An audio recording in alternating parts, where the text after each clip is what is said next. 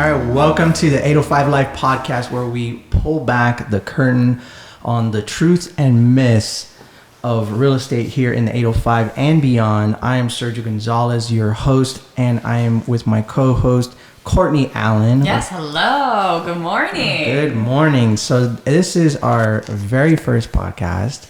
I'm super excited to launch this for our firm and for the community and for our listeners out there. Yep. And so obviously I think people are going to want to know who is Sergio Gonzalez and who is Courtney Allen. Right? So I am a real estate agent and broker owner of a firm called SG Associates here in beautiful Westlake Village. And this is our 5th year here in the community.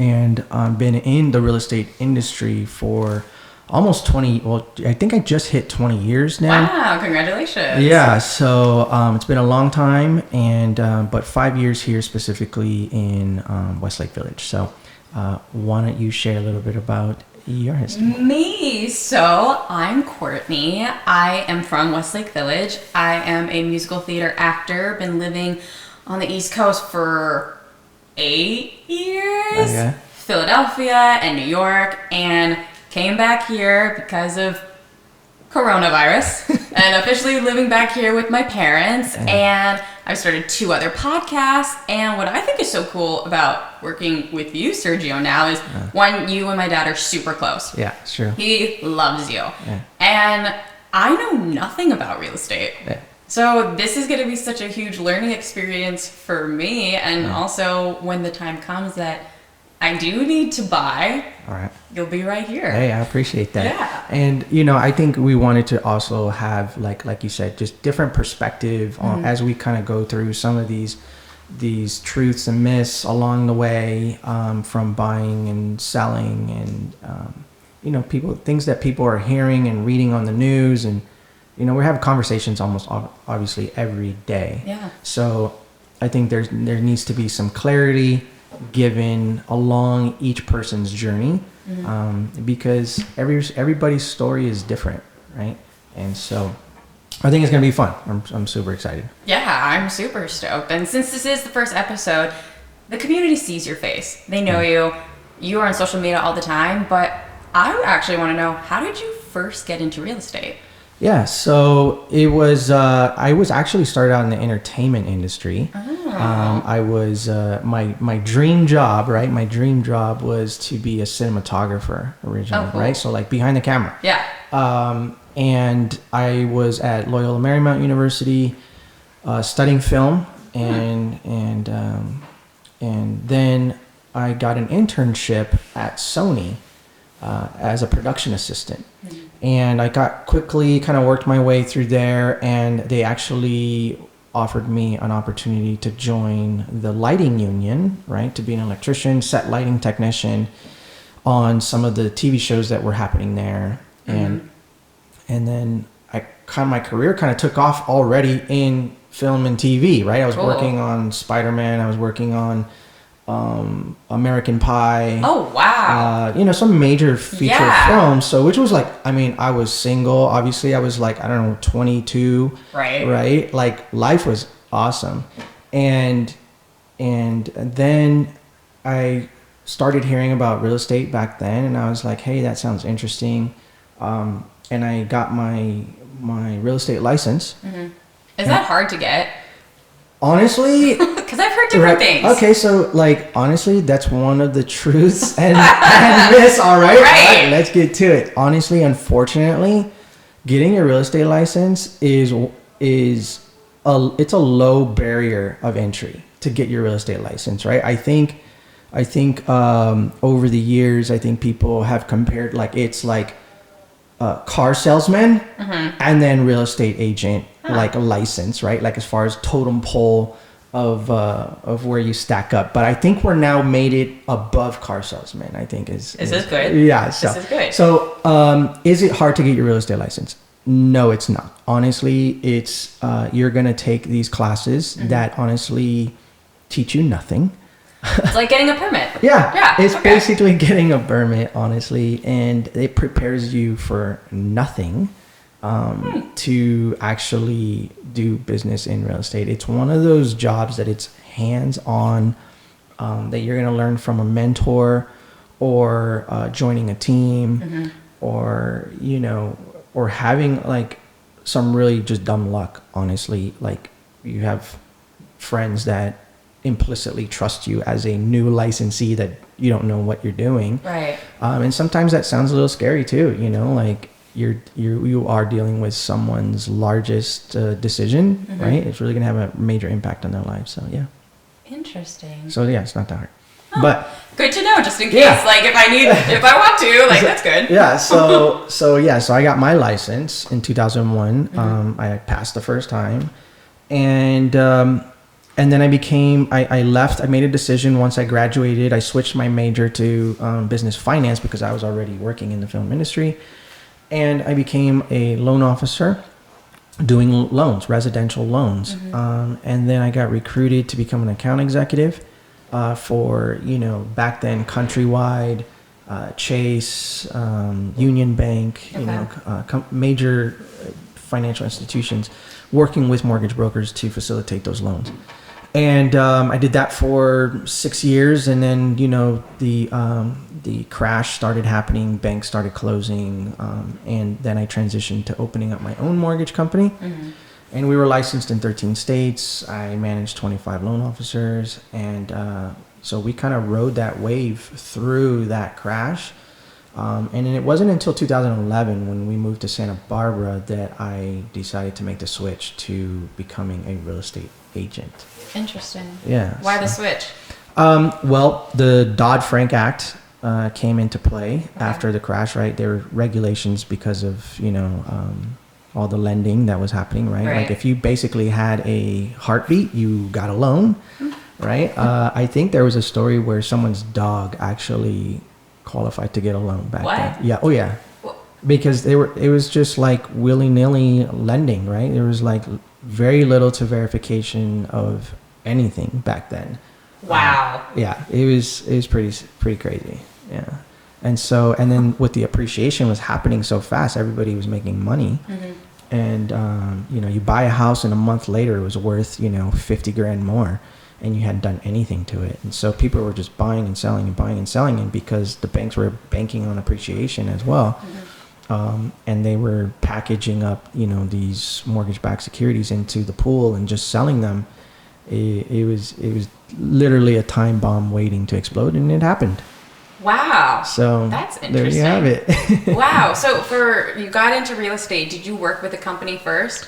Yeah. So being a new agent, there's two sides there's multiple sides of real estate, right? There's so many people involved in the transaction, from the real estate agent to the lender, to the escrow, to the title, to your inspectors. There's numerous parties that are part of the transaction. So coming from the lending aspect of it and then moving over to the sales part of it, I never really had to deal with consumer, right? Like the actual either homeowner, right? Or home buyer. Like I wasn't out showing homes or dealing with sellers on how to sell a house. So there was a steep learning curve for me when it came to how to have that dialogue and how to have that communication, and not ever having sold a house. Right. I was like, oh my God, I better choose a reputable company in the community who has the most signs out, who has a culture or a vibe that kind of matched who I was, right? I think. And so I ended up at Prudential back then, which is now Berkshire Hathaway. And it was a struggle for sure in those first few months. Interesting. I feel like though for you, because you were in the film industry at first, I mean, you are a people person. There probably are different ways to talk to buyers, which we will get into a later episode, but I feel like it maybe was easy for you. Yes, hard, but also easy at the same time to start? Well, I think it's, when you're starting something new, you always have these now, like your mind just starts filling with all these doubts, right? Like, what if they ask me, well, how many houses have you sold? Right. What do you know about my neighborhood? and I've never heard of you before.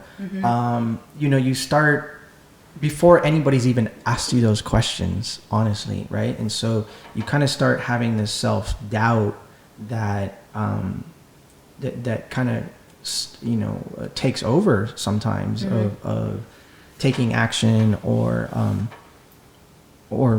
producing. So I think it was overcoming some of those mental roadblocks of just like taking action, believing in yourself, even when it's hard, to keep pushing forward. Every industry, every single person should be saying the exact same thing. Obviously, I think you in what your profession is like a professional at rejection. Yes and no, depending on the day. Yeah. But yeah, you have to know as soon as you go into an audition, you probably won't get it. And it doesn't mean anything about your talent, but that industry, that I can get it to like an hour talking about that. Yeah. But do you remember your first space that you sold? First house? Yeah. Yeah. In Santa Barbara. Okay. So I was told, hey, listings are king, number one, right? Like, you want to have a long-lasting career in real estate, you need to focus on listings. Because if you develop that business model that you are a reliable, trustworthy agent that can manage the listing process, then it's kind of like a recurring revenue stream, because you'll develop a reputation within a specific area. Like, hey, if I want to sell my house, that's the go-to guy. So you start you want to work your way to getting I need to sell my house. Well, I better just call Sergio, right? Like, it's a natural thought to work with the local expert in your neighborhood. So my first listing, I started out calling expireds. For those that don't know what an expired is, it's people essentially that have hired an agent, and over a period of time of that contract, usually it's somewhere between 3 and 6 months, sometimes even a year, depending on the property, and they don't sell the property, right? So they had this entire time to try and sell the property, and they never did, unfortunately. So what happens then is that notification, we get a list of those properties every single day from, within the area of properties that failed to sell for one reason or another. So you are supposed to reach out to these people and try to help find out, hey, what went wrong?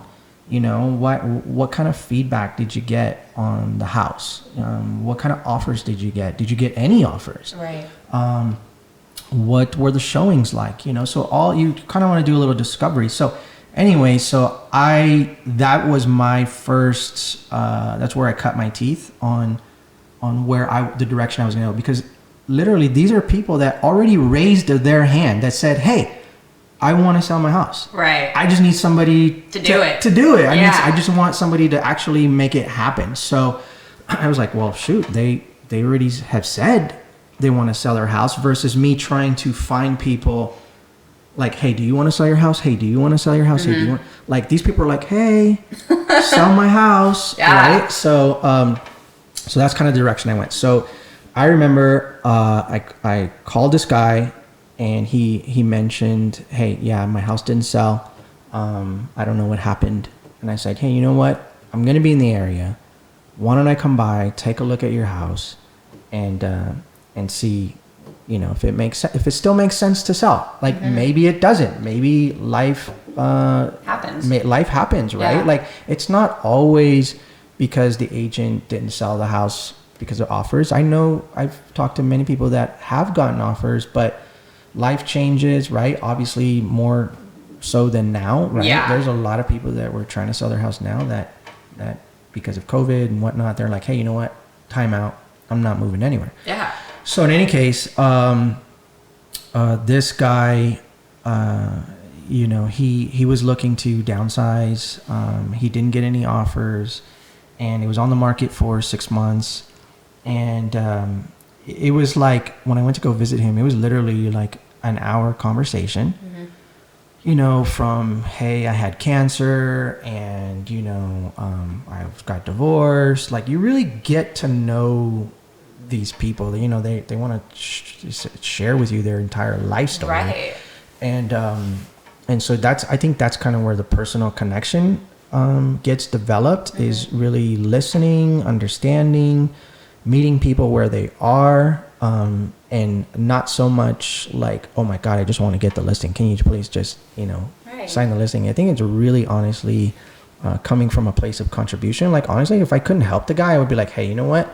I can't help you. Gotta be honest. Right? Like, I can't help you. I'm not the right agent for you. It's not my expertise or whatever, because the last thing you want to do is, you know, over promise and not deliver. Right. So in any case, he said, you know, I never heard of you, you know, never. And so at that point I had to lean on my company, right? Like, well, you know, my company has been around forever. We have the most signs, we have the most sales, and so on. And then he's like, well, you need to meet my wife. So I had to come back for another interview. Mm-hmm. So I showed up, she wasn't there, and I was like, oh my God, I'm not going to get the listing, right? Because you always need both decision makers at the table, or it's not happening. Did my parents do that to you too? When you sold our house? I mean, my mom can be a little scary. No, so. I think we'll save that one for another one. But that's a good story. But I think your dad called me over, and then we set another appointment with your mom. I think that's how that went down. Mm-hmm. And so I showed up at this interview, and the wife wasn't there. So I was like, oh my God, this is not happening, mm-hmm. right? And I'm 3 months in now, right? I'm 3 months in to becoming a real estate agent. I have no deals. Mm-hmm. And so I'm like, I got to make this happen. I got to figure out how this is going to go down. And so he's like, well, let me call her, see if she's going to make it or not. So he gets her on speakerphone. Hey, I'm here with Sergio, the agent that I told you about. And da-da-da. And she's like, well, do you like him? Do you think he's, you know, a good guy? And he's like, yeah, I think he's the one for us. I think he's really going to make it happen. And she's like, okay, well, just sign the listing agreement, and I'll just sign it later or whatnot. And that was my first listing. Wow. And it was, I think it was like 820,000 or something like that. You know, it was in Santa Barbara. So it was, but that was my first one. I was like over the moon. I still remember that day, like what that feeling felt like. You know? It felt good. And it felt good. Great. Right? It was a huge win. It was a huge win, because those are like expired listings are the hardest. I think they're the hardest mm-hmm. To overcome, mm-hmm. because you are picking up someone else's mess oftentimes, right?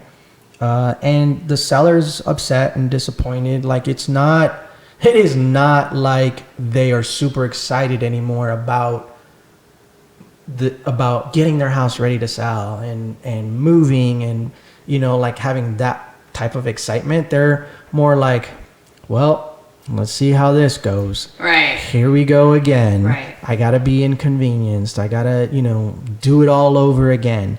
And here we are, right? Like, here I am as my first listing. I'm like super pumped and super excited. Right. But he's not, right? So you definitely, again, have to match and set appropriate expectations and really take the time, I think, to understand, you know, what their frustrations were, what their disappointments were, and kind of also have to reignite that fire of, hey, where were you trying to go? Mm-hmm. You know, like, what is that? Does that still mean something to you? Would you still like to make that happen? Mm-hmm. And they're like, yeah, I really would. All right, well, let's do it. I mean, I think you deserve it. I think you should, you know, be closer to your family or wherever the case may be. Like, I'm gonna make that happen for you. And they're like, okay. That's gutsy. Like, that's super gutsy. So it's gnarly for sure. Yeah. How long were you in Santa Barbara for? I was there for 5 years. Okay. We lived there for 5 years. I wasn't an agent there for 5 years because I was still doing loans mm-hmm. when we first moved there for 4 of those years. And it was the last year that we were there that I had made the switch to become a real estate agent. Cool. And then what brought you down to the 805? area. So, yeah, well, Santa Barbara is the 805, for sure. Wow. Hi. I've been living on the East Coast for how many years? I have no clue. So the 805 starts basically here in Westlake, all the way up to San Luis Obispo, like Monterey up there. Yeah, so it's Santa Barbara County.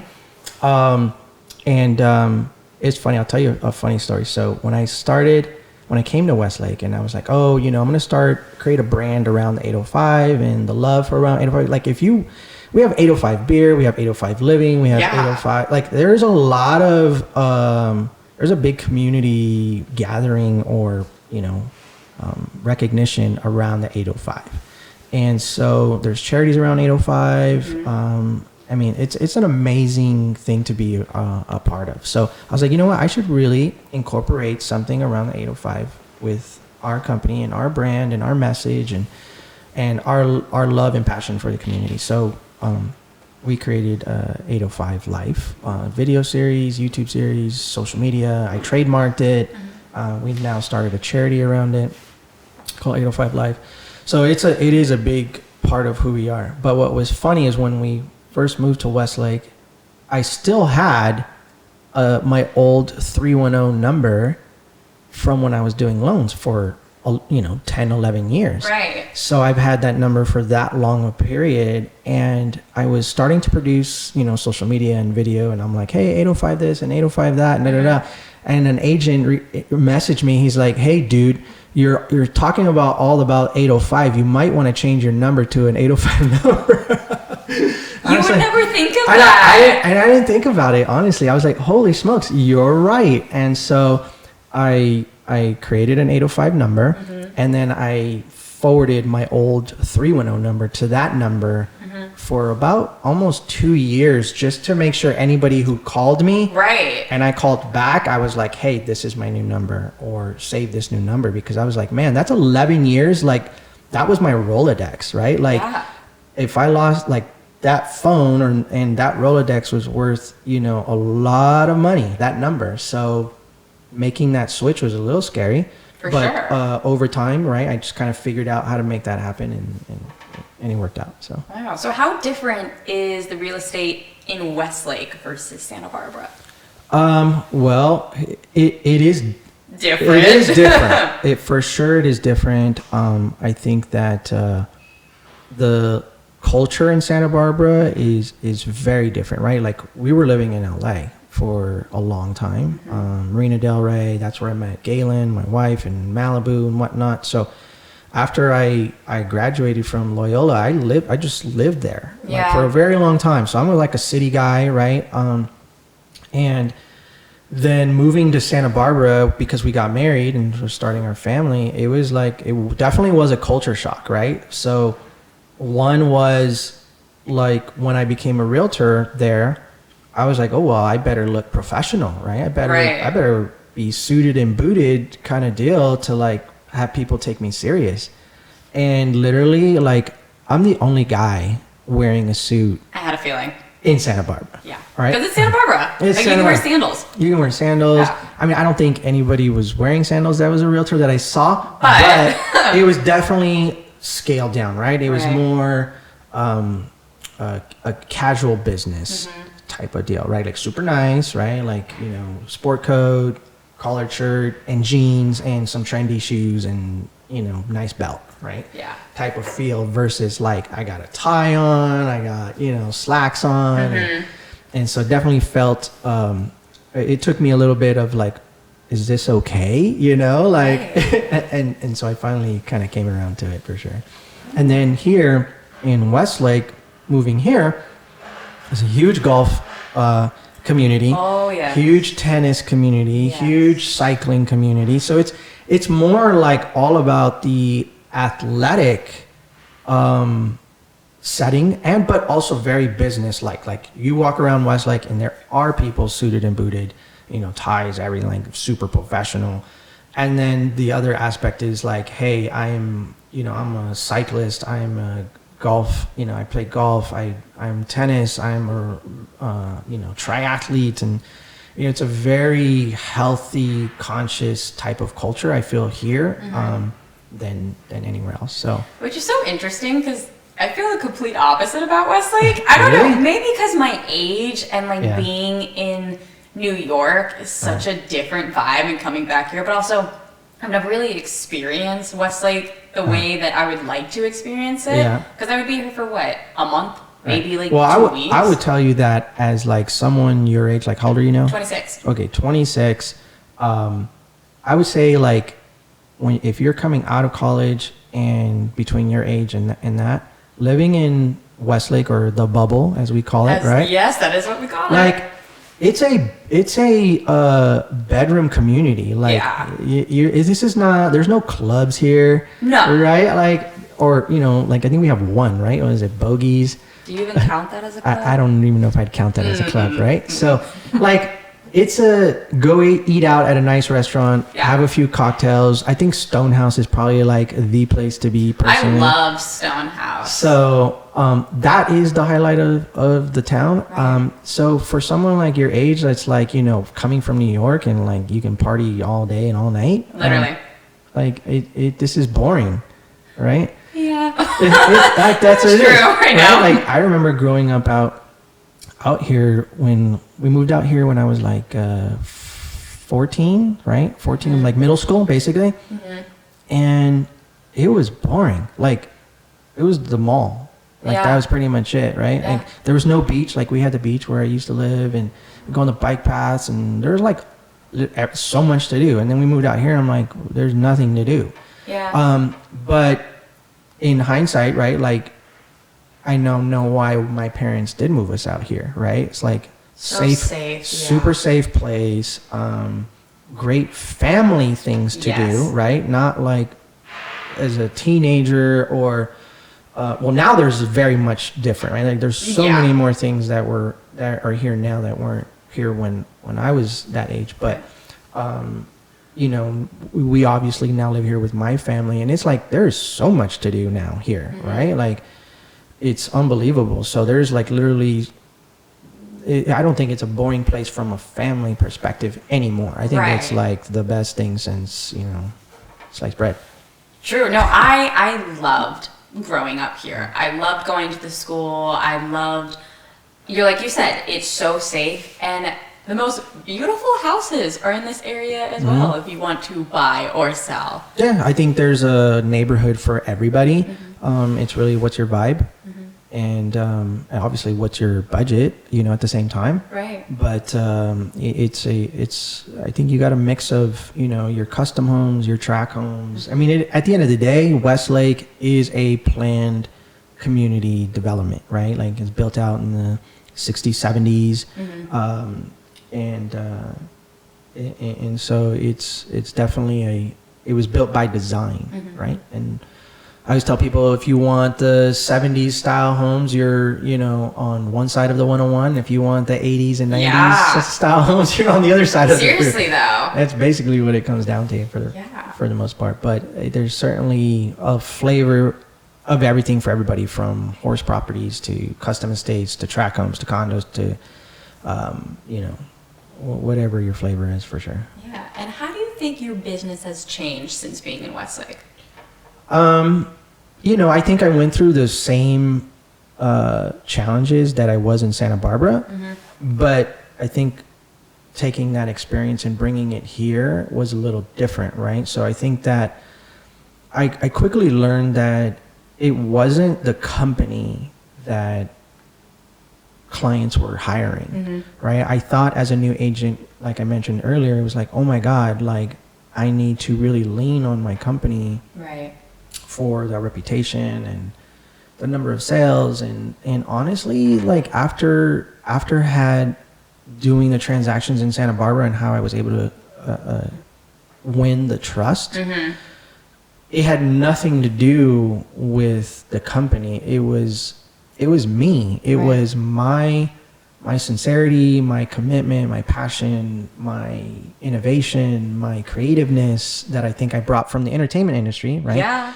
I think it was that creativeness and that energy that I brought to the conversations and, built that trust and built the rapport and delivered certainty. Yeah, I just think it's so cool. I mean, my dad talks about you every single day. all the time because you have changed this industry during this time and over your 5 years, and it's just so cool that you've just made it so different. Yeah, I think that when I started here, which was 2015, right? Like you have agents like Westlake Village is an old community, so you have a lot of older agents in the area, right? That they sold the lots that these houses were built on, right? Like they sold the lots, now they're selling the houses. Like where do I come in? How do I fit in? Right. How am I going to compete with somebody who sold the dirt before they even sold the house, and probably have sold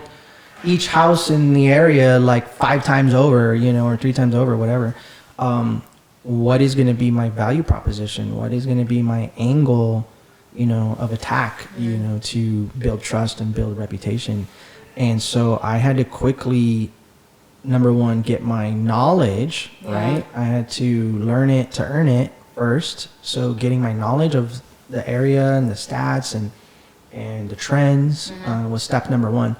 Then step number two for me was, how am I going to build a profile of authority? Right. Like, hey, yes, I'm new to the area, but I know my stuff. Right. And let me show you how I'm delivering that. So I think that's where our marketing really came into play, through video and social media and design and print in a much beautiful, well-designed way that really stood out against the 20-year veteran that is, doing the same old because they're comfortable, right? I don't think anybody saw me coming when I was coming out with video back then, right? Like now everybody's doing video, and here we are now doing podcasts and stuff like that. But 5 years ago, honestly, nobody was still doing video. Nobody was really doing drones and stuff like that, right? Like when I was doing drones, it was like the hottest thing ever, right? We launched coming soon campaigns. People are like, what is that? What, why are you doing that?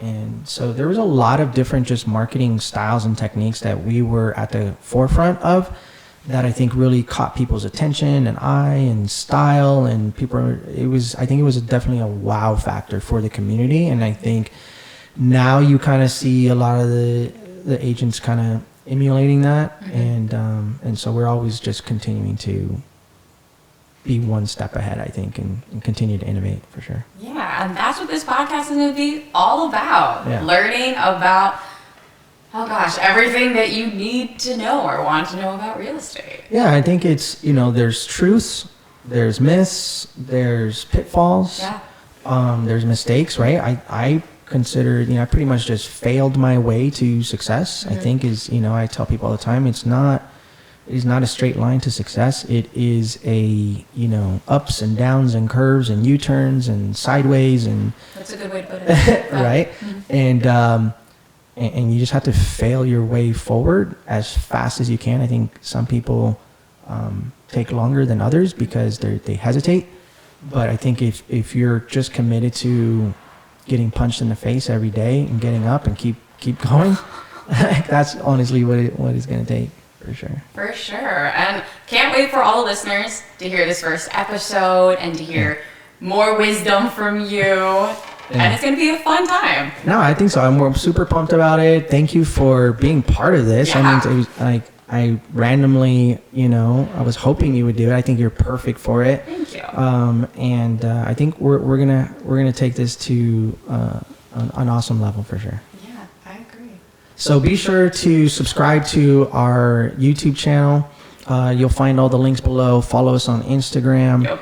And also ring the bell on our YouTube to get those notifications. Yes. As well, right? Still don't understand that. I don't get YouTube. I don't understand it. So, what I don't know where we're putting this yet, right? As far as distribution, but as soon as we let you know, be sure to follow us there as well. So, thanks again. Stay tuned for our next episode of 805 Live podcast series. See you later.